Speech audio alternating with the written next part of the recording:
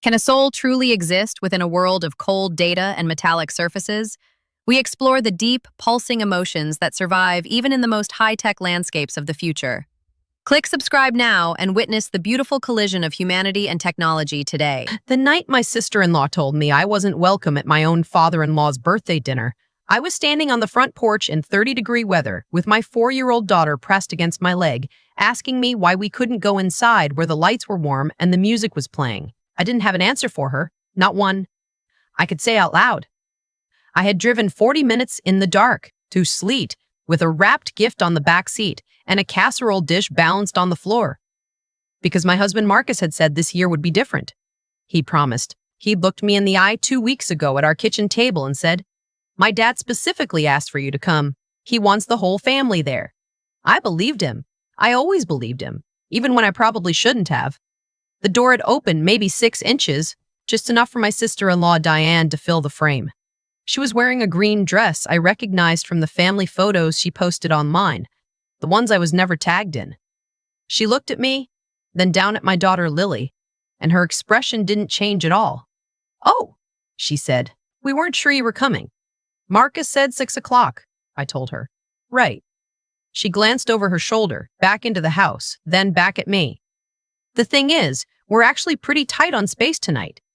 Dad invited some of his old friends from the plant, and it got a little crowded.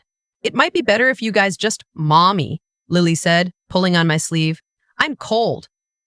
Diane looked at my daughter the way you look at something mildly inconvenient. "There's just not a lot of room," she said again. "You understand." I understood perfectly. I've been understanding perfectly for 3 years. I said, "Okay." I picked up Lily, and I walked back to the car. I didn't cry. I didn't say anything that I would regret. I buckled my daughter into her car seat, and she looked up at me with those big dark eyes and said, "Does Grandpa not want to see us?" That was the moment. That was the sentence that broke something open in my chest that I don't think has fully closed since. "Grandpa loves you very much," I told her. "This is just a grown-up mix-up." I got into the driver's seat. I sat there for a moment with my hands on the wheel. Inside the house, I could see shadows moving behind the curtains, could hear muffled laughter. The porch light was still on. Nobody came out. I started the car and pulled out of the driveway. I need to go back to the beginning, because none of this makes sense without context, and I've spent 3 years trying to make sense of it myself. I met Marcus when I was 26. He was kind and funny, and he talked about his family constantly. His dad, Robert, who had worked 30 years at a steel plant and coached Little League on weekends. His sister, Diane, who was a few years older and had always been, in Marcus's words, a little protective. His mom had passed when he was in college. It was just the 3 of them, tight-knit in the way that families sometimes get when they've been through loss together. I thought I understood what I was marrying into. I thought I had been welcomed. The first Thanksgiving, Diane had been polite but distant. I figured it was just the adjustment period. The first Christmas, she'd assigned me to bring paper plates and napkins. Not food, not a dish, just paper plates. And when I'd shown up with a homemade pie as well, she'd thanked me with a smile that didn't reach her eyes and set the pie on a table in the back where it was never touched. Marcus said I was reading too much into it. Maybe he was right. I wanted him to be right. Over time, patterns emerged that I couldn't explain away. Family group chats I wasn't added to. Dinners planned when Marcus was told the wrong time, and we showed up an hour after everyone else had eaten. Diane referring to Marcus's apartment, the one we shared, the one that had my name on the lease, as Marcus's place even after we were married. Little things. Individually forgettable. Together, a wall. Robert, my father-in-law, was different. He was warm with me in a quiet way. The kind of warmth that didn't need to announce itself. He always remembered things I'd mentioned in passing. A book I'd said I wanted to read. A show I liked.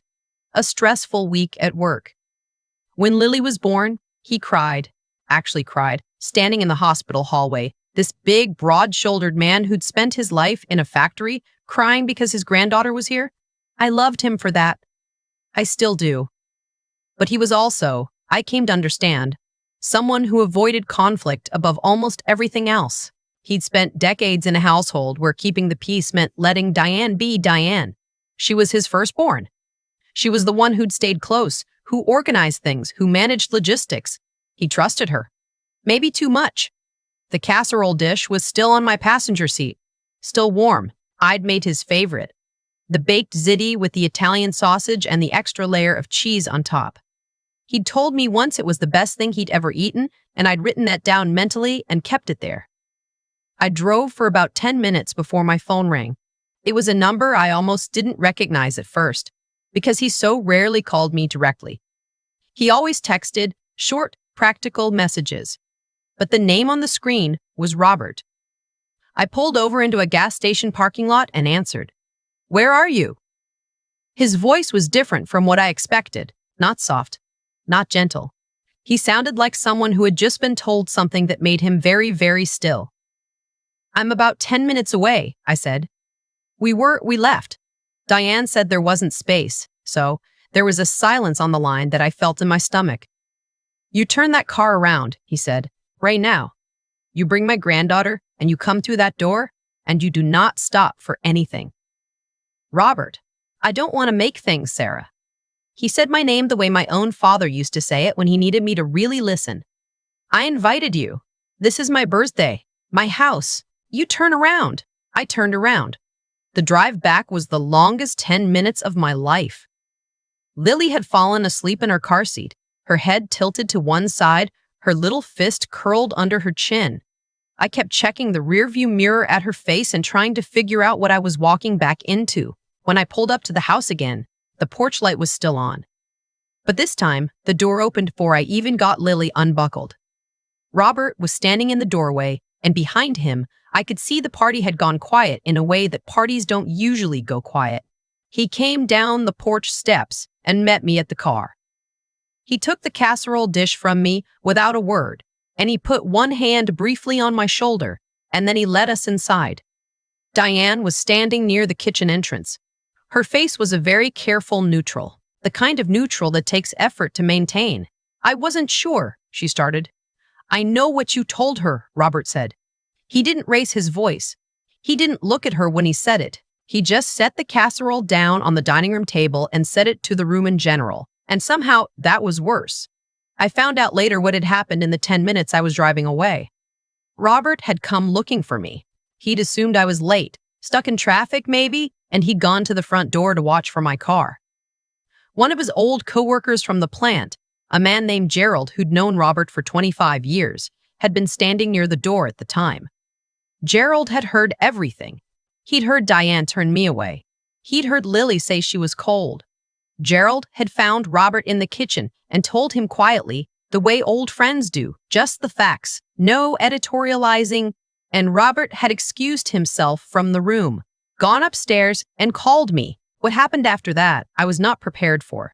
I put Lily down on the couch with her little blanket, and she'd gone back to sleep almost immediately the way children do. And I was standing in the hallway not sure what to do with myself when Robert asked everyone to gather in the living room. He said he had a few things he wanted to say on his birthday. I will tell you this about Robert. He is not a man who gives speeches. He's the kind of man who says what he means in as few words as possible and then gets back to the task at hand. So when he stood up in front of his birthday party and said he needed to speak, everyone got quiet immediately. Even the old guys from the plant who had been telling loud stories all evening went still. He started by saying he loved his family, that his family was everything, that he'd worked 30 years so his kids could have more than he did, so his grandchildren would have more than his kids did. He talked about Marcus's mom for a minute, what she would have wanted, the kind of family she dreamed of having in this house. And then he said that he'd learned something tonight that he couldn't pretend he hadn't learned. Diane was standing across the room with her arms crossed, and I watched her face shift through about 4 different expressions in the span of 10 seconds. "My daughter-in-law," Robert said, "drove 40 minutes in the sleet with my 4-year-old granddaughter to be here for my birthday. She was turned away at the door before she could even get inside." He paused. "My granddaughter asked if I didn't want to see her." "Nobody said anything. That," he said, "is not the family I built. It is not the family her mother died believing we would be." Diane said, "Dad, I just thought, I know what you thought." He looked at her then. Not with anger, exactly. With something heavier. "I've known what you've thought for a long time. I've let it go because I didn't want trouble. That was my mistake. I should have said something years ago. He reached into the inside pocket of his jacket. I don't know how he had it with him, unless he'd gone and found it before coming downstairs, but he pulled out an envelope and set it on the coffee table. I had a meeting with my attorney last month, he said. There are some things I decided to change. Later, I would understand that this had been building for longer than one evening. Robert had seen things. He'd noticed things. He just hadn't found the moment, or the courage, or maybe the reason clear enough to act on it. My daughter's question, relayed to him through an old friend's quiet voice, had been that reason. The envelope stayed on the coffee table, and Robert didn't open it. He didn't need to. He just said that he wanted everyone in the room to understand that his family included his daughter-in-law and his granddaughter, fully and completely, and that going forward any occasion that excluded them was one he would not be attending either, and that this applied to other arrangements as well. Diane knew what he meant. I could tell by the way the careful neutral cracked. She tried, after the room had absorbed the silence, to pull him aside. I heard pieces of it from the hallway, words like overreacting and she's never made an effort, and you don't know what it's been like. Robert listened. I'll give him that. He let her finish. Then he said, Sarah made you a ziti. I'm going to go eat some. Marcus found me in the kitchen a few minutes later. He'd been in the backyard when I pulled up the second time and had only gotten bits and pieces of what happened. He stood in the kitchen doorway, looking like someone who had put two and two together and was not happy with the sum. How long? He asked. The paper plates were a hint, I said. He sat down at the kitchen table and put his head in his hands. I want to be fair to Marcus here, because this is his family too, and this was not easy for him. He's not a villain in this story. He's someone who loved his family and didn't want to see what was in front of him, which is a very human thing and also a thing that cost us both. We talked for a long time that night, after Lily woke up and Robert carried her around on his shoulders, making her laugh. After the party wound down and the old guys from the plant shook my hand on the way out like they were welcoming me to something, we talked about what came next and what should have happened sooner and what we were both going to need going forward. The conversation with Diane came later. It wasn't dramatic. It wasn't a screaming match. It was a kitchen table conversation with Robert present. And it was honest in a way that conversations in that family had probably not been honest for a very long time. Diane said things that surprised me. Things about feeling replaced, about grieving her mother and not having language for it, about watching her brother build a life and feeling like she was being left behind. I'm not saying it excused anything, but I heard it. I think that mattered. Things are not fixed. I want to be clear about that. Trust is not rebuilt in a single evening or a single honest conversation. There are still moments of friction and moments where I have to remind myself that progress is not a straight line. But Lily calls Robert every Sunday now without prompting, just to tell him about her week. He told me last month that those calls are the best part of his Sunday. He said he wished it hadn't taken him so long to make sure she knew that. I think about what Gerald did a lot, a man I'd never spoken to who owed me absolutely nothing, who had known this family for 25 years and could have stayed quiet and kept the peace the way everyone else had. He chose not to. He walked across a room and told an old friend the truth in 30 seconds. And that 30 seconds changed everything. I don't know if I believe in karma exactly, but I believe in the ordinary courage of someone choosing honesty when silence would have been easier. I believe that the truth has a way of finding the moment it's needed, if someone is willing to carry it there. I still have the casserole dish. Robert asked me to bring the ziti to every birthday from now on.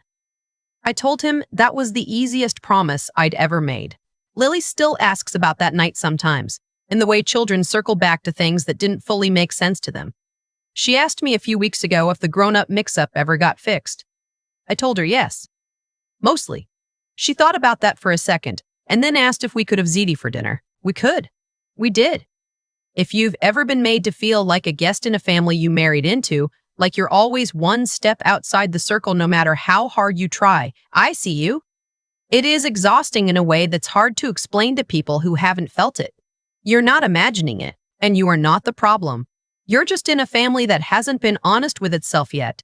Sometimes it takes a birthday and an old man named Gerald to change that. Sometimes it doesn't change at all, but if you're still standing there in the cold, trying, carrying the casserole dish that says everything about who you are, Don't let anyone take that from you.